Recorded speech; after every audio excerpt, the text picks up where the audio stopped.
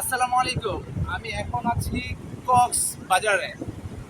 এই সমুদ্র সৈকত আমার পিছনে দেখতেছেন এবং কত বড় বড় ঢেউ আসছে। এই সাগর দেখতে হলে অবশ্যই কক্সবাজারে আসতে হবে। এবং এই যে সাগর দেখলে কত যে ভালো লাগে, যা অকল্পনীয়। তো এখানে এইখানে হয়তো পানিতে নামা যাবে না, এখানে তো সব পাথর। এই যে পাথরগুলো দেখা, এদিকে আসো, আস্তে আস্তে দেখা। এই যে পাথরগুলো, এই পাথরগুলোর ভিতরে ঝিনুক, এই যে শামুক রয়েছে।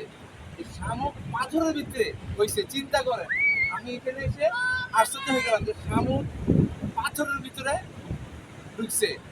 তো সবাই পরিবার নিয়ে আসবেন এবং সমুদ্র সৈকতে কক্সবাজার এই নদীর তীরে যা আছে তাই দেখতে মনে চায় এবং খুবই খুবই ভালো লাগতেছে।